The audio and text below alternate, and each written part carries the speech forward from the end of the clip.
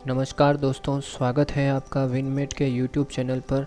दोस्तों, उम्मीद करता हूँ आपने पिछले सभी वीडियो अच्छे से देखे होंगे और उसमें जो भी सॉल्यूशन आपको समझाए गए थे वो सभी आपको समझ में आ गए होंगे। आइए दोस्तों, बात करते हैं आज कोड 1081 के बारे में। इसमें दोस्तों एक पजल अपने से पूछी गई थी जिसमें 7 लोग हैं और साथ ही उनके पास कार है और वो सप्ताह में 7 दिन सोमवार से रविवार तक जिम जाते हैं। तो अपने को यही बताना है कि इन 7 दिनों में कौन से 7 लोग कौन सी 7 कारों से जिम जाते हैं। तो सोमवार से रविवार तक की यहाँ पर बात हो रही है, तो पहले मैंने सोमवार से रविवार तक सभी 7 दिनों को लिख लिया। अब पजल के आधार पर हम लोग क्वेश्चन में सेट करते जाएंगे। पहली लाइन पढ़ते हैं पजल की। वो कहती है कि टी जो आदमी है वह गुरुवार को जिम जाता है, तो टी आदमी को हमने गुरुवार को जिम भेज दिया। दूसरी लाइन में कहता है दोस्तों कि टी और निशान कार से जिम जाने वाले व्यक्ति के बीच केवल एक व्यक्ति जिम जाता है, तो जो निशान कार से जिम जाएगा वो टी से एक दिन छोड़ के जाएगा। फिर तीसरी लाइन पढ़ते हैं, उसमें कहता है कि पी निशान कार द्वारा जिम जाने वाले व्यक्ति के ठीक बाद में जिम जाता है, तो निशान कार और पी के बीच में कोई भी दिन नहीं होगा, मतलब दोनों अगल बगल वाले दिनों में जिम जाएंगे। फिर नेक्स्ट लाइन में कहता है कि पी और टाटा कार से जिम जाने वाले व्यक्ति के बीच केवल 3 व्यक्ति जिम जाते हैं, मतलब कि पी से 3 व्यक्ति छोड़कर जो आदमी जिम जाएगा उसके पास टाटा कार है। फिर कहते हैं कि टाटा कार द्वारा जिम जाने वाले व्यक्ति और यू के बीच केवल 2 व्यक्ति जिम जाते हैं, तो टाटा और यू के बीच में 2 व्यक्तियों का स्थान हमने छोड़ दिया। फिर नेक्स्ट कहता है कि फिएट कार द्वारा जिम जाने वाला व्यक्ति यू से पहले जिम जाता है परंतु गुरुवार के बाद में जिम जाता है, तो ये निश्चित हो गया कि फिएट कार वाला जो व्यक्ति है वो शुक्रवार को जाता है। ठीक है। फिर नेक्स्ट लाइन में कहता है कि फिएट कार द्वारा जिम जाने वाले व्यक्ति और आर के बीच में 2 से अधिक व्यक्ति जिम जाते हैं। 2 से अधिक मतलब 3 व्यक्ति हो सकते हैं, 4 हो सकते हैं, 5 हो सकते हैं, तो मैक्सिमम यहाँ पर पॉसिबल केस 3 व्यक्तियों का बनेगा। तो इस हिसाब से आर जो आदमी है वो सोमवार को जिम जाएगा। फिर नेक्स्ट लाइन में कहता है कि फोर्ड द्वारा जिम जाने वाला व्यक्ति क्यू के ठीक पहले जिम जाता है। अब यहाँ पर दोस्तों ध्यान से देखना, इससे पिछली लाइन पे गौर करते हैं कि कहता है ओडी कार द्वारा जिम जाने वाला व्यक्ति हुंडई कार द्वारा जिम जाने वाले व्यक्ति के ठीक पहले जिम जाता है, मतलब ओडी और हुंडई कार वाले दोनों अगल बगल में हैं, 2 लगातार खाली स्थान अपने को चाहिए होंगे, तो उसके लिए एक ही पॉसिबल केस है, वो सोमवार और मंगलवार को जाएंगे। तो सोमवार को ओडी कार वाला जाएगा, मंगलवार को हुंडई कार वाला जाएगा। फिर नेक्स्ट लाइन कहते हैं कि फोर्ड द्वारा जिम जाने वाला जो व्यक्ति है वो क्यू के ठीक पहले जाता है। अब देखिए दोस्तों, अगर फोर्ड द्वारा जिम जाने वाले व्यक्ति गुरुवार को है मान लेते हैं, तो क्यू कहाँ आ जाएगा? शुक्रवार को आ जाएगा। एक ही पॉसिबल केस है, तो यहाँ पर हमने फोर्ड कार वाले व्यक्ति को गुरुवार को भेजा, तो क्यू जाएगा शुक्रवार को। अब कहता है कि वी जो आदमी है वह मंगलवार को जिम नहीं जाता। तो देखिए दोस्तों, मंगलवार और बुधवार 2 ही दिन बचे अपने पास। इसमें से यह पजल कहती है कि वी मंगलवार को नहीं जाता, तो वी बुधवार को जाएगा। तो यहाँ से ये कंफर्म हो गया, वी बुधवार को जाएगा। अब एक ही आदमी बचा है जो यहाँ पर मंगलवार को जिम जा सकता है, वो आदमी कौन हो जाएगा? एस। और एक ही कार बची है, क्योंकि 6 कारें फिक्स हो चुकी है, तो एक ही कार बची है, वो कौन सी हो जाएगी? टोयोटा। प्रश्न में अपने से पूछा गया था कि टोयोटा कार से कौन जिम जाता है, तो टोयोटा कार से जिम जाने वाला व्यक्ति पी है। इस सवाल का correct answer option D, P. चलिए बढ़ते हैं नेक्स्ट क्वेश्चन की तरफ, कोड 1082।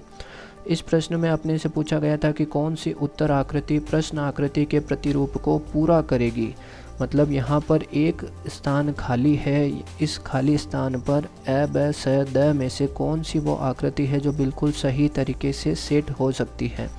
तो यहाँ पर हमने देखा तो ध्यान से, तो दोस्तों ये जो आकृति है देखिए इस तरीके से ये पूरा का पूरा डायग्राम कंप्लीट हो रहा है, और हमने जो टुकड़ा जोड़ा है वैसा का वैसा सेम टुकड़ा अपने को ऑप्शन नंबर डी में दिखाई दे रहा है। तो इस हिसाब से इस क्वेश्चन का करेक्ट आंसर क्या हो जाएगा? Option number D. तो कोड 1082 का आंसर हुआ ऑप्शन डी। चलिए बढ़ते हैं नेक्स्ट क्वेश्चन की तरफ, कोड 1083। इसमें बात करता है कि एक कन्वेयर बेल्ट है जो तो 5 मिनट में 3 टन सामान पहुंचाता है और दूसरा जो है वो 2 मिनट में 1 टन सामान पहुंचाता है। यदि दोनों बेल्ट एक साथ सामान पहुंचाए तो 33 टन सामान पहुंचाने में कितना समय लगेगा। तो मान लेता हूं कि ए जो कन्वेयर बेल्ट है वो 5 मिनट में 3 टन सामान पहुँचाता है, तो 5 मिनट में 3 टन पहुँचाता है तो 1 मिनट में पहुँचाएगा 3/5 टन। और बी जो दूसरा कन्वेयर बेल्ट है वो 2 मिनट में 1 टन पहुंचाता है तो 1 मिनट में पहुंचाएगा 1/2 टन। अब अपने को क्या करना है, दोनों कन्वेयर बेल्ट को एक साथ चालू करना है। तो ए और बी दोनों कन्वेयर बेल्ट 1 मिनट में कितना पहुंचाएंगे, 3/5 और 1/2 दोनों प्लस कर दूंगा। तो यहाँ से मुझे पता लग गया कि जब दोनों कन्वेयर बेल्ट एक साथ इस्तेमाल किए जाते हैं तो 1 मिनट में 11/10 टन माल पहुँच जाता है। अब अपने से क्वेश्चन में उल्टा पूछ लिया कि 33 टन सामान पहुंचाने में कितना समय लगेगा। तो जब 11/10 टन सामान पहुंचाना है तो उनको समय लग रहा था 1 मिनट। 33 टन सामान जब पहुंचाना होगा तो इस हिसाब से हमने कैलकुलेशन कर ली और उनको लग जाएगा समय 30 मिनट। कोड 1083 का correct answer option B 30 minute. चलिए बढ़ते हैं नेक्स्ट कोड 1084 की तरफ। एक आकृति अपने को दी गई है, उसके दाईं ओर एक दर्पण रखा गया है। अपने को बताना है कि इस आकृति को दर्पण में देखने पर ए बी सी डी में से कौन सी आकृति दिखाई देगी। तो सिंपल सा लॉजिक है दोस्तों, यहाँ पर अपने को ध्यान से देखना है कि ये जो चांद है जिसमें आधा हिस्सा काला है आधा हिस्सा सफ़ेद है, जब हमें इसका दर्पण प्रतिबिंब देखूंगा तो ये कुछ इस तरीके से दिखेगा। ठीक है, अब अपने को ये ढूंढना है कि ऐसी सेम आकृति इन चारों में से किस ऑप्शन में दी गई है। तो ध्यान से देखने पर यह पाया जाता है कि ऑप्शन नंबर बी जो है वो बिल्कुल सेम है। तो इस सवाल का करेक्ट आंसर हो गया दोस्तों ऑप्शन नंबर बी। ठीक है, चलिए बढ़ते हैं नेक्स्ट कोड 1085 की तरफ। 1085 में अपने को एक सीरीज़ दी गई है और इस सीरीज़ की ख़ास बात यह है कि यह अल्फ़ाबेट पर आधारित सीरीज़ है। अपने को इस पैटर्न को ध्यान से समझना है और उस आधार पर आंसर देना है। तो पहली बारी में अपने को एक अल्फ़ाबेट जो दिए गए हैं उनमें है A B A B A B A B C. ठीक है, इसी तरीके से दूसरी बार में इसका जो अगला अल्फ़ाबेट है वो अपने को दिया गया है A B A B A C B. Next अपने को दिया गया A B A B C. Next अपने को दिया गया A B A C B. Next अपने को दिया गया ए बी सी बी। अब इस पैटर्न को अगर अपने को समझना है तो देखो इनमें एक ख़ास तरीका है जो यूज़ किया गया है। वो कौन सा तरीका है उसको समझते हैं। देखो पहला जो अल्फ़ाबेट है उसमें सबसे लास्ट में सी आ रहा है। ठीक है, दूसरी बार क्या हुआ, वो सी एक स्थान बाईं ओर शिफ्ट हो गया। तीसरी बारी में क्या हुआ, वो एक स्थान और बाईं ओर शिफ्ट हो गया। फिर नेक्स्ट वो चौथे स्थान पर आ गया। फिर नेक्स्ट वो 5वें स्थान पर आ गया। मतलब हर बार सी का स्थान एक एक बाईं ओर खिसकता जा रहा है। तो अगला जो अपना पैटर्न बनेगा उसी पर अपना आंसर टिका हुआ है।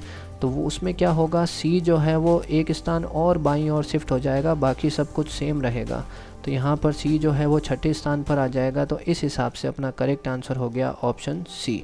कोड 1085 का करेक्ट आंसर ऑप्शन सी है। दोस्तों उम्मीद कर रहा हूँ आपको ये सारे क्वेश्चन अच्छे से समझ में आ रहे होंगे। यदि वीडियो आपको अच्छा लगे तो वीडियो को लाइक ज़रूर करिएगा।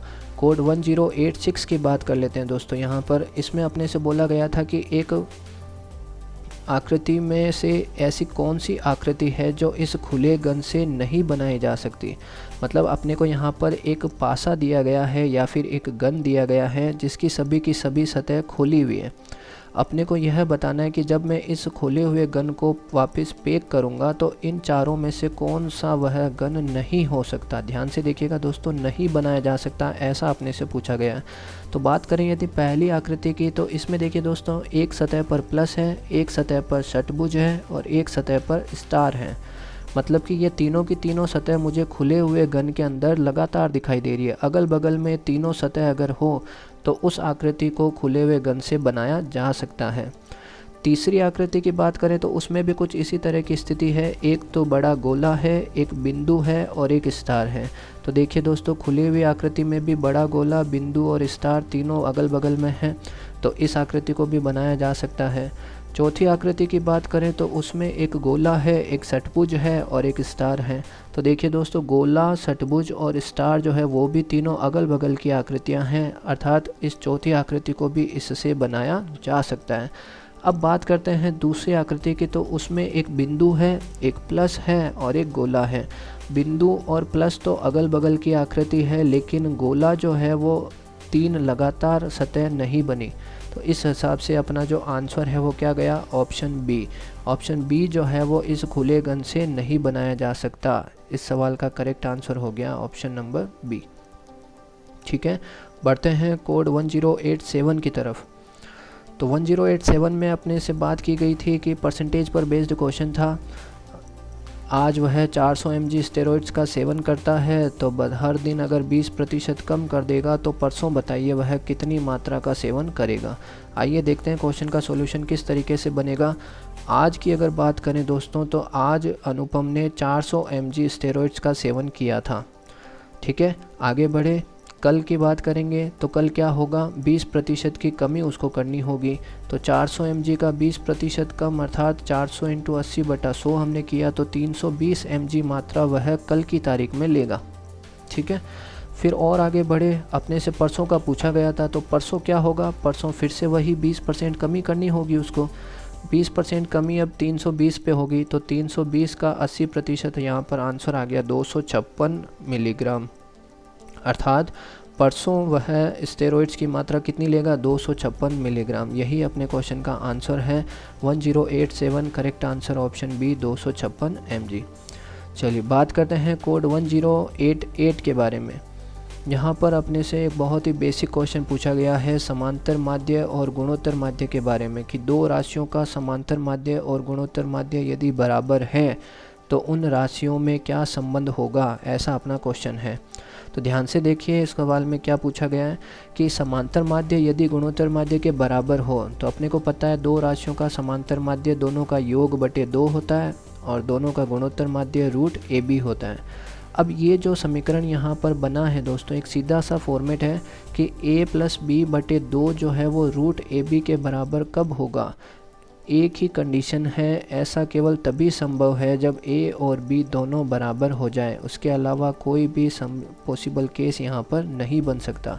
इसका मतलब a और b जब दोनों राशियाँ बराबर होगी, उस केस में इनको जोड़कर आधा करो, चाहे गुणा करके रूट ले लो, दोनों की वैल्यू क्या रहेगी, समान रहेगी। आप कोई भी दो समान राशियाँ लेकर इस समीकरण को संतुष्ट करवा सकते हैं।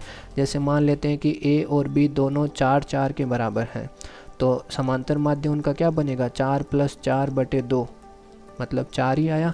और गुणोत्तर माध्य की बात करेंगे तो 4 × 4 16 का रूट भी कितना आ जाएगा, 4। तो इस तरीके से आप कोई भी दो राशियां लेकर उनको यहाँ पर संतुष्ट करवा सकते हैं। कोड 1088 का correct answer option D, a = b। उम्मीद करता हूँ दोस्तों ये इस क्वेश्चन भी आपको समझ में आ गया होगा। चलिए बढ़ते हैं नेक्स्ट कोड 1089 की तरफ। इस क्वेश्चन में अपने से बात की गई है कि 8 आम जब वह बेचता है तो उतने ही रुपए में बेचता है जितने में उसने 10 आम खरीदे थे। अर्थात 8 आमों का विक्रय मूल्य जो है वो बराबर है कितने आमों के, 10 आमों के क्रय मूल्य के बराबर। अब अपने को यहाँ पर पूछा गया कि उसे कितना प्रतिशत लाभ हुआ। ठीक है, मतलब इस क्वेश्चन को अगर ढंग से समझे तो कहता है कि जितने रुपए में आपने 10 आम खरीदे थे, उतने रुपए आप 8 आम बेचकर कमा लेते हैं। तो जाहिर सी बात है उसको अभी भी 2 आम बचे हुए हैं, फ़ायदा होगा। तो कितना फ़ायदा होगा, तो 2 आम बचे हुए, तो 2/8 × 100 उसको फ़ायदा हो गया 25%। कोड 1089 का करेक्ट आंसर हो गया ऑप्शन डी, 25%। चलिए बढ़ते हैं नेक्स्ट कोड 1090 की तरफ।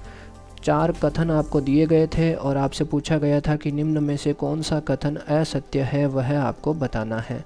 पहला स्टेटमेंट कहता है कि किसी त्रिभुज की माध्यिकाओं का प्रतिच्छेद बिंदु केंद्रक कहलाता है। जी हाँ, बिल्कुल सही बात है, केंद्रक जो है वो माध्यिकाओं का प्रतिच्छेद बिंदु होता है। फिर दूसरे स्टेटमेंट में कहा गया था कि किसी त्रिभुज में शीर्ष से सामने वाली भुजा पर डाले गए लंबों का प्रतिच्छेद बिंदु लंब केंद्र कहलाता है। जी हाँ, बिल्कुल सही बात है, लंब केंद्र जो है वो शीर्ष लंबों का प्रतिच्छेद बिंदु होता है। फिर चौथी स्टेटमेंट की अगर बात करें तो उसमें अपने से बोला गया है कि किसी त्रिभुज में तीनों कोणों के समद्विभाजक एक ही बिंदु पर मिलते हैं। जी हाँ, ये भी बिल्कुल सही बात है। कोण समद्विभाजक जो है वो हमेशा तीनों एक ही बिंदु पर प्रतिच्छेद करते हैं। लेकिन जब बात करें तीसरे स्टेटमेंट की, ध्यान से पढ़िएगा दोस्तों, इसमें अपने से बोला गया किसी त्रिभुज में जो भुजा की माध्यिका होगी वह उस भुजा पर लंब होती है। बस यहीं पर गलती हो गई। माध्यिका जो है उस भुजा को समद्विभाजित करती है, ये सही बात है, लेकिन उस पर लंब होती है ऐसा ज़रूरी नहीं है। तो तीसरा जो स्टेटमेंट है वह अपना गलत हो गया, और प्रश्न में अपने से यही पूछा गया था कि कौन सा स्टेटमेंट गलत है। तो इस सवाल का आंसर हो गया ऑप्शन सी। दोस्तों उम्मीद करता हूँ आज के ये सारे क्वेश्चन आपको अच्छे से समझ में आ गए होंगे। इस वीडियो को लाइक कीजिएगा और अपने सभी दोस्तों के साथ शेयर कीजिएगा। Thank you.